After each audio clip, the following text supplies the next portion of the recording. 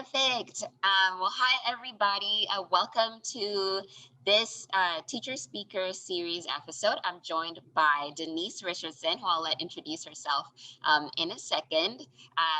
Really excited to kind of talk through lessons learned this past school year of, the 2020-21 school year, and then looking ahead to the 21-22 school year, strategies and tips for new teachers or teachers who've been teaching for a while. And then, also just would love to know some fun things that Denise is doing and working on as well. So Denise, welcome. Thank you. Thank you for having me. Awesome. Well, would love to get started with you introducing yourself and where you're from and, how long you've been teaching. Okay. I'm Denise Richardson, and I've been teaching. This will be my 19th school year. So excited about that. And I'm going to be teaching second grade again. And I've taught second grade for the last 10 years, 11 years. And I've taught grades 1, 2, 3, 4, and 5, and then 6. So I've kind of gone that whole gamut and mostly taught math. But over the last 10 years, I've been doing all the subjects because I'm self-contained, and I really like being a self-contained teacher. So that's been a lot of fun, having them all to myself for the whole day and not having to split and share them with another teacher. So that's been good. Oh, that is awesome. So between the grades, second is where you've spent most of your time then? Yes, second is where I spent most of the time. And that's being that my husband was former military, 27 and a half years, we got to travel. And so I was able to teach in different states and different districts and learned a lot from different states and different districts. So that's been where I've gained most of my knowledge, I guess, as you would say, for in person in classroom teaching is through those different states and districts. Oh, that is amazing. Yeah, this is going to be really great because, we have teachers who are teaching in all these different states and some states have different state standards. And so that's always like something to navigate through as well, right? Yes, yes. So would love to know what made you passionate about teaching. You've been teaching for quite a bit now. So where does that passion come from? I think the passion comes from when we had our own 2 kids, and I could just see that their energy or their passion for wanting to learn something new every day. I taught before my kids were born, but it just had a different slant once I had my own, and I could see through their eyes what they were excited about and what they enjoyed learning. So that was where it kind of made a shift for me, is once they became of the age to want to gain and learn some new knowledge, I was able to shift a little bit to just wanting to make sure I allowed kids to explore their passions and to be able to tackle the things that they dreamt of. I mean, even as far-fetched as it may be that a unicorn was a real thing, let them go explore that kind of thing. So that was always exciting to watch. Oh, that is awesome. And then I know outside of teaching, but still related to the classroom, you've got Simply Elementary. So I would love for you to tell us a little bit about that and how that's. Um, yes, I have a twin sister, and she and I have an Etsy shop. We have two, but one of them is focused on teachers, and we've always loved to scrapbook and to craft and to create. And so over the years, I've always created cards, made cards, stickers and tags, things like that. And our family just always encouraged us to, maybe you should turn this into a business. And so we did turn Simply Elementary into a business where I create stickers and note cards and postcards for teachers, just something uplifting and fun that they can, have on their water bottle or on their laptop, just to encourage them, that they are doing something good, and they can get through those hard, tough days. So that's been a lot of fun to have that creative side, but still let it be part of what I do every day. Yeah, I love that so much. And so you guys are on Etsy, but there's also an Instagram page, Simply Elementary, right? That's the. Yes, at Simply Elementary is our Instagram page. Exactly. Oh, awesome. Yeah, so I mean, I would encourage everybody to go check out the fun stuff they have on there. Well, thank you. So diving into your classroom experience, would love to know a little bit about your class makeup and what was your overall experience this past school year, because it's definitely different from any other, right? Yes, most definitely. I normally have about 20 students, And we are in a military town, so it's a mix of military students and civilian students, if you will. And we range anywhere from, we're not a Title I school, but we do have students that are free and reduced lunch and that type of thing. So I have them going across the range. My students' abilities, reading might be reading anywhere from late kindergarten all the way up to fourth, fifth grade reading. So the range of reading goes across the gamut. And then same thing with their math skills. They range anywhere from, late, maybe, well, within the last year, range anywhere from first grade all the way up to fifth, sixth grade. I was very happy that this year I had several students that mastered addition, subtraction, multiplication, and division skills. When multiplication and division, yes, I was so excited about that, are not standards that are taught in second grade in Florida. So that was exciting for us when we had students, and it was kind of like a competition. They were challenging each other to see who would be the next person to make it to that next level. And so that was a lot of fun. But this last year was very challenging only because of COVID, and we were in person, and with all the mask and the shields. And at that point, I was wearing a microphone. So I considered my students my backup singers, and I was the main singer, just because I had the microphone on and I had to talk through all that.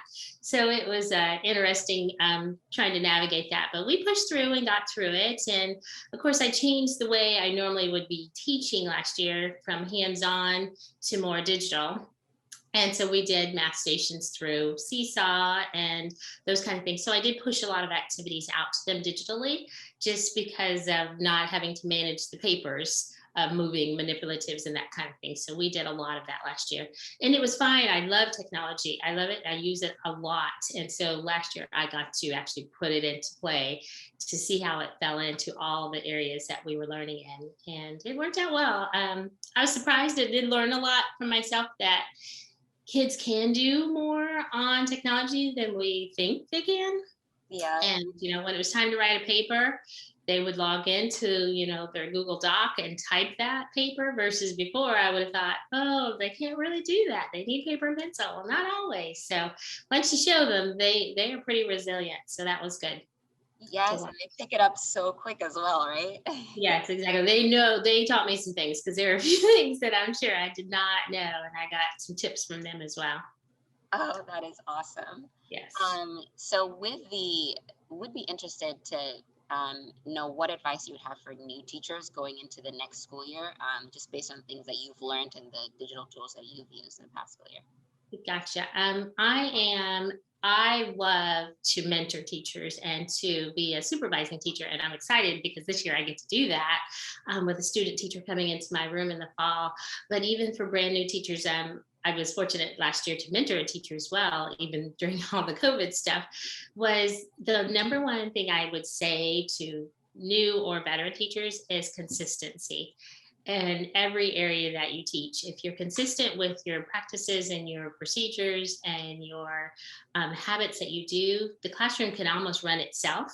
The students know what to expect and know how to navigate your room when you're not in it, and know what to do. And so I think organization and consistency are my two big takeaways. If you are consistently teaching procedures, the students know what to do. It just makes the classroom just run so much smoothly when you're organized, and you can immediately put your hands on what it is you're looking for. And the students know that their belongings are in their pencil pouch, and you can tell them quickly, take this out, and nobody's hunting for something because they know where it's kept. My students have what we call a ketchup folder, and I do pickles and ketchup time. And a ketchup folder is just a red folder, has a label on the outside, and it just tells them that's where you put any unfinished work.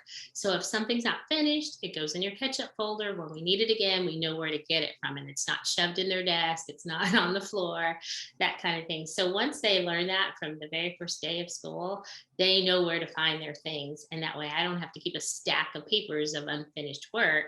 They have it in their folder. So I use ketchup and pickles a lot throughout the day. And pickles is where they get to pick an activity to do when they have finished everything in their ketchup folder. So they can get to pick an activity to work on. And that's where Boddle came in a lot of times too, because they were able to go pick that activity when they finished their other assigned work. Oh, that is awesome. I love that idea of ketchup and pickle folders. That's awesome.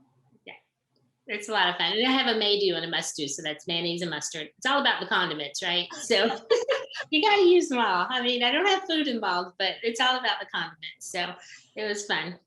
That is perfect. Is that something you came up with, or did you see that somewhere or another I've seen teacher? it at various places, and I have a PowerPoint that I put up on the board when we do ketchup and pickles. And on the ketchup side are the list of things that I need completed by various, maybe one student, might be 10 students, but I make a list of all the things that they must catch up on and finish and get turned into me today. And then the may do side, um, or excuse me, the pickle side allows them to do, they get to pick different activities. It could be working on Boddle, it could be back fluency, it could be working on stem bends, those kind of things. And then I use the ketchup and pickle most of the time during the week. And then the may do and a must do is when I use during math time. And then the must do is the mustard. And these are the skills that they have to do. Might be the math lesson that I finished teaching. They have to do that independent practice. And then we in our district use iReady. So they have to have so many minutes on that. So they have to take care of that for that day.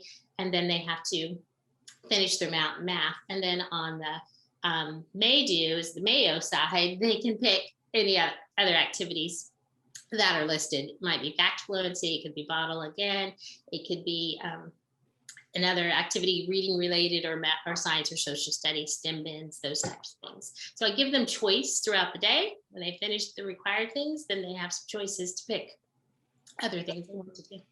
That is awesome, actually. I think that the concept and the practice of student choice does help a lot, so they don't feel like they're just in the classroom and they don't have any decision at all as to what happens during the day. So I think that's awesome. Yes, exactly. So choice gives them some empowerment to be able to pick things that they want to control and to work towards getting ready to do. That's great. And then along with choice, I'm wondering what role student engagement plays in your teaching, because we know that was a big thing, especially in the past year. Yes, student engagement, that for me can range anywhere from if I give them an assignment and a student is working on task on that assignment, I feel that they are engaged. I also think student engagement is me doing a call and response where I might say flat tire to my students and then they'll hold up their finger and go shh, meaning they were talking and I need to have quiet so everybody can continue. So student engagement can be where is they're putting forth effort, they are doing their best, they're trying. There might be some struggle in that, and brain sweat is good. We all need to do that. And so, struggle is also engagement. They are working through that process to try to understand the concept that they are working on. So student engagement can go a long span for me. Yeah. Oh, that's awesome. That's very nice. And then so jumping into you started using, when did you start using Bottle? I started last year using Boddle when I had discovered it. I think I discovered it from Instagram as another teacher had posted about it, and I immediately logged on and then started using it for myself just so I knew what I was navigating. And then I think within a day, I had already had our IT department add the app to all my student devices. I was fortunate to be one-on-one for several years because I've written grants over the years that I've been able to get devices for my students. I've always had devices for my students. So once I learned I could put the app on the iPad, we had it on, and then I tried to navigate how can I use this throughout the day. And so I had 2 times throughout the day that my students were where I wanted them to use it, but then there would be other times where they would like, oh, can we do this? Can we use Boddle? And I'm like, if you're finished with this, yes, you can do that kind of thing. So we used it throughout the day, but I had 2 specific times throughout the day that I wanted them to use it. Oh, that's awesome. And then was it particularly like after instruction or as a reward? What did that look like? Yes, so I used it in the morning. That was the activity I wanted them to get on, and then just practice various skills that they might have missed out on last year when we were online digitally in the fall. or excuse me, in the spring when we went online. So I wanted them to use it then. And then also after our math block, after I taught the instruction in the lesson, then they had that opportunity to get on again. And I just, throughout the course of the week, I wanted them to have at least 30 minutes of Boddle time, as long as they broke it up within their time frame. It didn't matter, but I would check their minutes towards the end of the week to see who needed more time on it and who didn't. So it just kind of got sprinkled in. I did not use the feature of assigning last year, but now I will, now that I know how that works and what my time frame will be for next year. I will assign specific lessons to go with specific lessons that I've taught, just to give them another way to look at a lesson. Oh, that's great. Yeah. And then what have been your students' reactions to Boddle? What are students saying? We always love to kind of hear that feedback. They love it. They love. I think it's the game component of it. The fact that I can remember one student said, "Are you sure we're allowed to do this? Because there's games involved." And I'm like, "I'm sure we're allowed to do this." And they would love getting on it and would tell me about the basketball, shooting the basketball. I can't get the hoops to go, or the balls to go into the hoops. I'm like, just keep practice, you'll get it. And they really love the soccer game as well. But they loved playing the game. And, there were some students that were not so much into the game part. They just wanted to get the skills done. And that was fine too. And they navigated it. But anytime that I had not assigned it, they were constantly asking, can we do that? We used it during free time. We used it during indoor recess. When it was days, we're at a school, which is a ramp school, where we have to leave our classroom to go outside to go any place. So if the weather was too bad to be out or too hot, can we do Boddle? Can we do Boddle? So they were constantly asking. So that was always a good sign that they were really wanting to be on it. Oh, that is awesome. We love to hear that. And so one thing we noticed is we need to do a better job of letting educators know that there is that math fluency section. We call it a math mastery mode, to where it skips out on all the gameplay and kids can go straight in and just answer questions. I don't know if you know that was actually there. Yes, my kids discovered it. Yep, they found it before I did. Oh, that is awesome. One of our goals is we need to make sure we're getting this information out there to everybody so they know that it's available. Yes, because I did not know that was an option. And one of the students told me, he's like, the games are good, but I just rather do the skills. But I figured out a way, and then they showed me. And so that was good. I'm like, okay. So then I pulled it up on the big screen and showed everybody. Some jumped to it, some were continued with the games, and that was fine, as long as because the games, what I liked about it is the games were short and sweet, and they couldn't linger on that without doing the skills. That's what I love about it, is they can't just play the game. So that's right. The beauty of that. Yes. Oh, that's awesome. And so one big thing that we're prepping for next school year is a diagnostic test.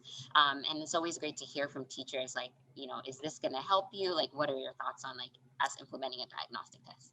Right. I think it will help, only because it gives me a jumping off point as to what the students already know. And then that way I know where to start them. So if I'm doing small group and I can see that if they've done this diagnostic test and it says that they need support and number fluency, then I can immediately start there versus, doing a bunch of different things to just try to figure out where we need to start. And this will definitely help. We do always in our district take a diagnostic at the beginning of the year for the state standards, which gives me a great deal of information as well. But I think this is just going to focus in just on math, and that's going to be amazing. So I can't wait to see that. Oh, that is great. We're excited to release that in time for August. I know some folks go back in August, some folks go back in September. When does your school year start? We start back August the 9th. August 9th. Soon. Yes. Yes, it's coming up exactly a month from today. Exactly. Yes. That is awesome. And then two last questions. So the first one is, teachers often mention that they feel there isn't enough time in the day to get through everything, which is true. Teachers have so much going on. So wondering how you manage your time. Well, one, do you feel this way sometimes? And what strategies do you implement to kind of help manage your time? Yes, I think we all feel that we can't fit it all in. I mean, I'm pick me, I'm it. So what I do like about being self-contained is things can kind of bleed over into the other things. So we don't finish science, we can let it ooze over a little bit into our math or that kind of thing. But I have learned that, like I said before, consistency and organization are huge. So in the morning, I have my students do their morning work, but at the same time, when they're finished with that morning work, part of their activity or part of their morning work is to complete something that they didn't finish the day before. There's that catch up folder again. So I will put their morning work, which is for me consistent. There's a language component and there's a math component for their morning work. It's the same thing all year for me, and it's just a spiral review of skills. So once they have finished those and they've done any reading, AR activities that they finish, when that is done, then they pull out their catch-up folder and squeeze in those things that they did not get finished. So that's where I use that in the morning. And then at the end of the day, at the same time, throughout the day, if they finish an activity before I'm ready to move on to the next subject, they can always pull out that folder. But then at the end of the day, we're waiting for buses to be called. It's a long process for those buses to get there. We come back from recess and then we have 15-20 minutes before the last set of students are gone. They can immediately pull out their folder and work on any assignment. So I have dismissal time quiet so we can hear for the bus to be called and those kind of things. And that gives them quiet time to work on what needs to be finished or to read. So we try to navigate it in throughout our day, all day. What didn't get finished, whenever you have downtime, that's when you put that in there. Oh, that's great. That's like I feel like I need to do that in my life. Like, have a folder of like, okay, this needs to get done now. This I can do later. Right, exactly. I think we all need those in our life.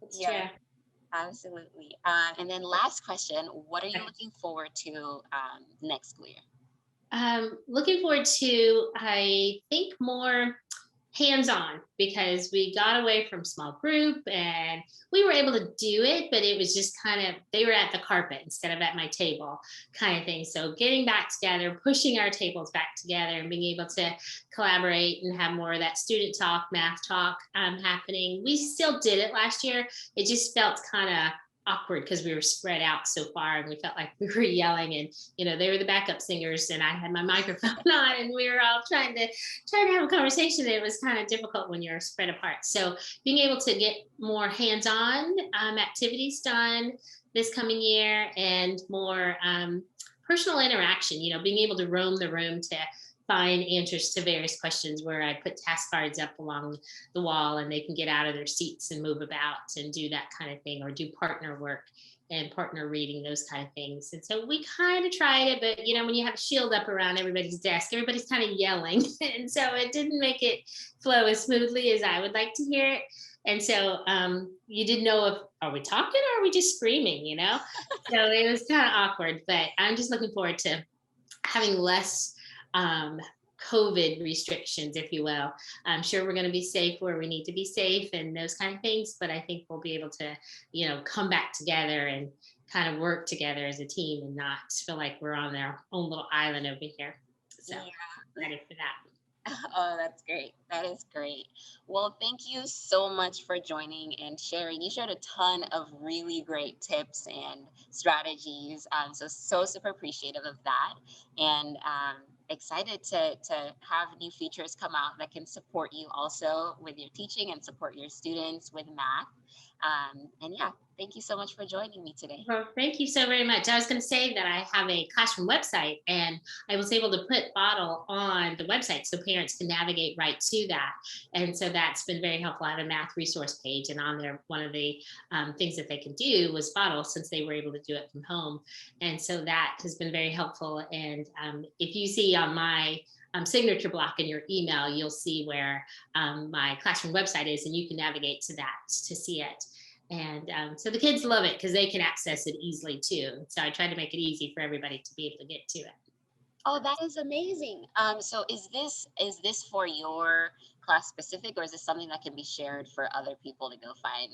I do just share it with my classroom. So I would say to you, if you just want to click on the link in my email signature block, and you can see it. And then if it's something you want to share, please do. Yes, please do. Awesome. Well, thank you so much. This has been so great. Well, thank you for having me, and I appreciate this. So appreciate the opportunity to talk to you. Yes, enjoy your last month of summer break. Yes, exactly. Squeezing it all in. Yeah, yeah. Yes. Awesome. Well, have a great rest of your day. Okay, thank you very much. Good talking to you. Good talking to you.